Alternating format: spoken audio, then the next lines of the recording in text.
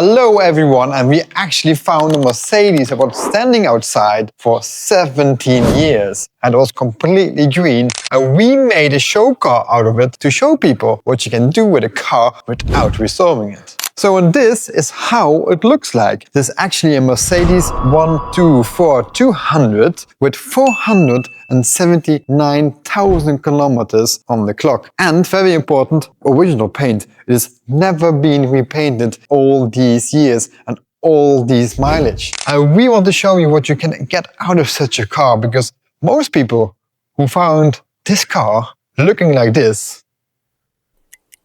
they actually take everything apart and will start completely over. And we are going to show you why you should not do that. So starting here, we completely preserved half the car, cleaned it, waxed it and polished the paint, and now it looks like this. It's not overpainted, it's just the original paint. Also the chrome you see is very rusted up here, and we can make this out of it. It is not perfect looking, but much better than here. And that's the whole point. We're not striving to make everything brand new, because this car is not brand new. It has a story, and we want the car to tell that story. We also have here some rust, and there's always a big discussion, and that's for the customer to decide. Some people would like to have the first paint with some patina, and some people would like to repaint it. So everyone has their own opinion about that. So we actually left that here for people to decide. And also we can actually show you up here, this bit we actually have only cleaned. And this one is actually paint correction and wax. You see here the difference with cleaning and polishing is quite significant. As you can see, we did everything for halfway to show perfectly how it should be done. And again, this paint is not painted. It is completely original paint. And that's very important to notice, because many people don't believe that. They really think we have repainted this, but we actually did not do. Really amazing how the paint came out. It was a lot of work fixing this paint. It was not just a quick polish. It was actually quite some intensive detailing and paint correction. But at the end, it came out absolutely perfect. Although not completely perfect, you see still some bits here, because these things you can actually see here, these eat in your paint like bird poop, the same way. So we had to really burn out those things, and you can still a little bit see some spots left, but then you have to really look very close. But that's it. We could not make it even more perfect than this. I would really prefer that over repainting. So a very original car will be worth more money than a completely restored car, because everyone can restore a car and make everything new. That's the easiest thing to do, just replacing everything for a new part. This is much more difficult and actually cheaper as a complete restoration. And if you compare with detailing, it is a lot more expensive than just detailing, but you must more compare it with a restoration than with detailing. And that said, we also did the engine bay only halfway, so let's check that out. And there we go, our engine bay, also halfway. You can see here why dry ice is so amazing, because we didn't have to take apart everything. We did take apart a few bits, but not everything. But dry ice you can actually get in all those edges in between and clean really, really properly.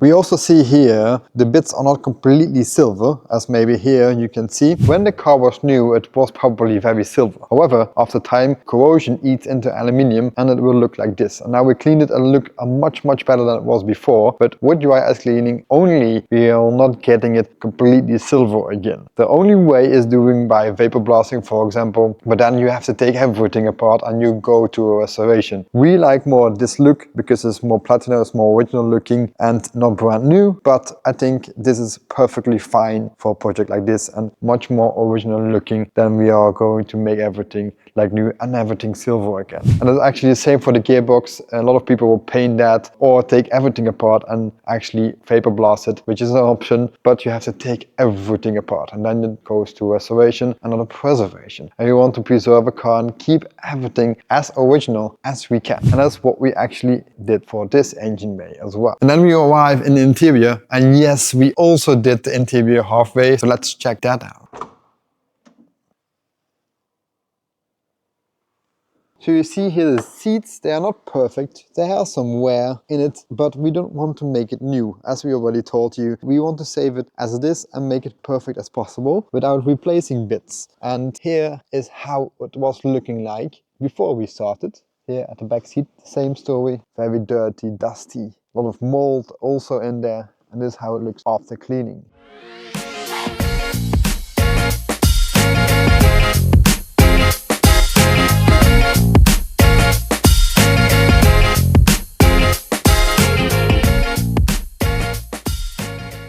You see here a lot of mold actually in the seats. And this is what happens if your car is standing outside for 17 years. And actually the case, you also see some feathers from birds somewhere around here, as you can see. Many years ago that the kids played in this car. They used it as a playground and left the window open, and then some birds came in and had a fight in the car. And now we see a lot of bird feathers sitting around in the car. That's the story behind that. Well, this is how your car looks like after sitting 17 years outside. It was more green than this, but it's now standing inside for a while and it's now turning a little bit black. And it's very interesting to see how this will react on bits. Let's see what's underneath here. A lot of dirt also here. Very rusty suspension. And underneath these rust, you can actually see that here. We see the green coming out. You see that? We actually kept that here. The green with the red number, that's also there. We not completely saved it. We tried to match the original bit. So halfway it is painted, halfway is original. So that's what we like, keeping the original bits as much as possible. As you can see here, the door, we did not polish it yet. And we see some rust up here. And this is also a very important fact, because this car is original paint. And normally you would paint the whole side or the whole car. But in our case, we would only paint the underside of the door. And we keep the original paint on the top sides. That's very important. It's possible because we have this here. That's easy to do that. If you don't have that, it can also be possible, but it will be a lot more challenging to make that invisible. That's what we will do here. We want to save as much original paint as possible. We also have some stone chips up here. You can easily fix those as well, but that's different for every customer. Some people want to keep this. Some people want to get it a bit more perfect and fix these little things like here. We can all fix these and make it absolutely perfect, but that's for everyone different how far somebody would go. You see here we have some bits as well. Should be painted. We would do a spot repair on this bit. And yes, it will be cheaper to actually completely paint the door. However, we want to keep the original paint as much as possible, so we won't completely paint the door. Also with this car, for example, we will make a video about that as well, and this car needs quite some paint as well. But for example, the top of the car is very nice and we will not paint this. We want to keep it original. And most people would say, yeah, if you're going to paint all these panels and whatnot, why not do the roof as well, because it will not cost that much more. And that's true. And it will maybe even be more expensive to not do the roof, but that is what we're going to do. We want to keep as much original bits as possible. And sometimes it is actually more work and more expensive to do it that way than completely repaint everything. We see actually quite often that people completely paint the car and then the quality is not that amazing. I would say there are actually a lot of very good painters, but most of them do not take the time to put this car white, to make the quality as of a level as they would do in the factory. And it's very difficult to match that. So we want to keep the original paint as possible. And also because when you're going to remove everything, you will break some of these. You maybe will break the window, you maybe break the trim. That comes actually quite often, that you will not save this. And that's also why you want to keep it and leave it and not touch it. So that's what we do with this car. Back to this one, we actually want to keep this car like this. I think it is a very good example what you can do with a car. Many people won't believe us that we actually only polish this and not completely take everything apart, but that's what we did. And that is, I think, a very good example what you can achieve with a car like this.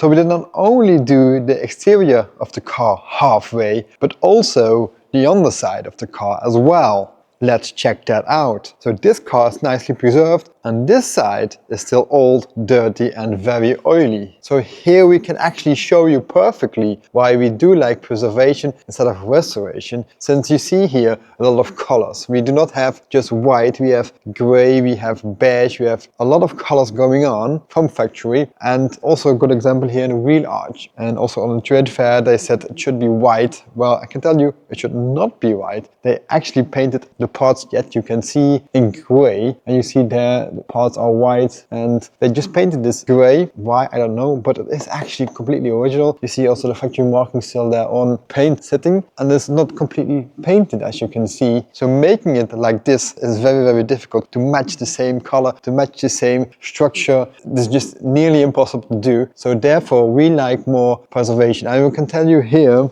you see a lot of rust up here which is going on, as you can see, and also up here a lot of rust as well, and here it's gone. So here you can see there's more than only cleaning. We did some spot repairs here and it was actually the same on this side, as you can see.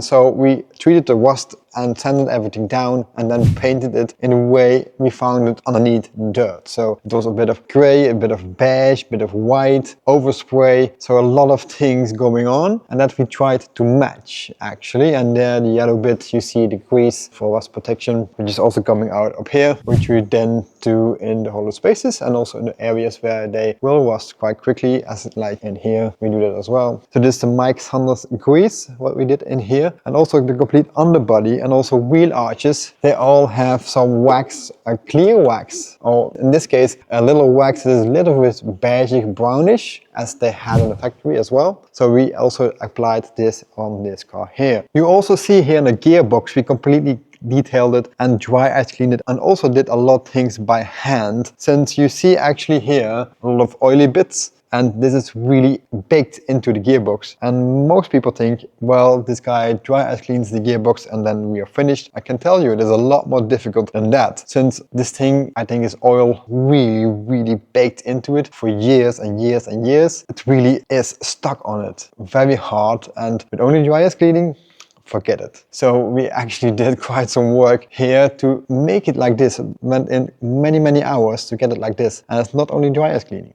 And then we see here the bolts of the suspension. They should be rusty as here as well. And we actually cleaned it, polished them, put some clear coat on it and some wax. And actually, if you want to go a little bit further, which we also do, originally they should be gold plated. We can actually take them out and gold plate them again, and then you have an absolute next level. But then you go a little step further than we did up here. So every customer is different, but we want to show you the result without removing anything. But we here want to show you how the result will look like without removing everything, because we did not remove the suspension. We only did remove the brakes up here, and that's it. Oh yeah, and we also removed the exhaust. As you can see here, the new screws, and that's it. We did not remove everything as you would do in a complete restoration. So this is a very good example of a preservation project. To get it original like this, with all the paintwork, overspray, color match, the same structure of all these pieces, is nearly impossible to replicate. So if you want to restore a car like this, it will cost an absolute fortune. I think 100k plus easily to get it originally looking like this. So therefore we like to save what's possible and then fix what's needed, as we did up here. You don't have to sandblast the complete car, we only sandblast the bit that's needed. So that's why we do that. And sometimes, yes, some cars, they are unsavable and you have to do everything. But in this case, this is a perfect example why you should not do it. So more original like this is impossible with a complete restoration. And if you go to the back, actually we see also here the white, the gray, see a lot of colors going on here. This should be gray as well. This is why I really like it. And also here the plate is not perfect silver as it would be new. It has some little markings from rust here, as you can see, and you should have some patina, and it's not a new car, and that is what we want to show. This is how your car should look like after a preservation, restore detail I would call it. This is a perfect example why you should not completely restore a car, but preserve and restore detail your car, and to keep everything as original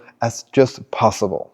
So I believe this Mercedes is the perfect example what you can do with a car without restoring it. More than detailing, but not restoration. So now we're going to try to start the engine of this Mercedes, and it is not running for, I think, maybe 10, maybe 15, maybe even 17 years. We already checked if the engine was not stuck, and it is turning around, so that's already good. We changed the oil, we changed the spark plugs, you can see here. So this one was far gone. We were lucky they came out after all these years, so that's a good thing. So we replaced those spark plugs, and now let's see if this thing will run. Oh yeah, and obviously we'll put new petrol in it, very important as well. So now time comes to test if this thing will run or not.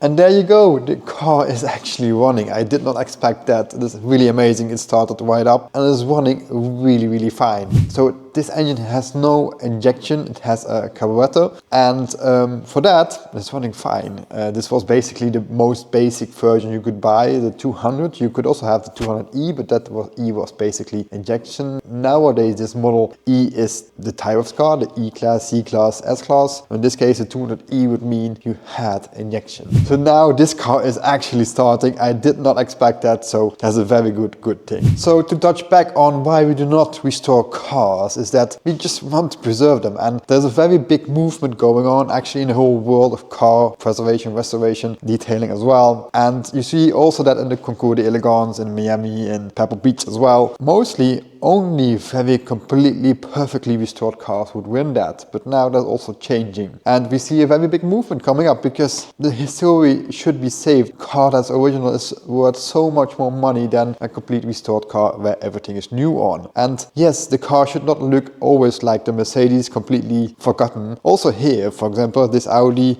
Sport Quattro we have here, very good example, very nice car. Could also use something like that, fixing up all the details and preserving it, making sure it is perfect as possible without completely restoring it. So a lot of people ask me how I started this preservation thing, because why? Well, I can tell you why. In the car industry, for example, mostly actually in the classic car industry, if you look at the painting restoration side, they do things actually completely differently. Because we, with car restoration, if it was a painting, we took the painting, for example, the Mona Lisa, we actually removed all the paint, everything, to a blank canvas, and then start painting a new painting. But then you don't have a painting anymore. It is just a new painting. Not from an artist, you basically have a fake Mona Lisa. So this is actually what is happening everywhere in car restorations. We only make fake cars, basically. We only keep the canvas, and the rest we just do over. But in painting restoration, they're going to touch up the paint where that's needed. They will not completely remove all the paint. They're not going to completely overpaint it. No, they just touch it up, put new clear coat on and make it nicer, but keeping the most important bits. They save the bits that should be saved. And that's very important, and that's what we do with cars as well. We take the good, fix the bad, and then we have a perfectly nice car that's also very original. We're not going to remove its soul. We're going to keep it the way it should be. So we're not destroying the Mona Lisa and make a new one out of it. No, we keep the Mona Lisa and touch it up where it is needed and perfect it. That's what we do here at CG-Carworks, and if you're now also interested in that, please send us an email or WhatsApp or give us a call. I'm happy to hear from you and what kind of nice cars you do have for us. So thank you for watching, and I hope that inspired you as well to not destroy even more cars and keep the history alive. Thank you very much, and I see you for the next video next week.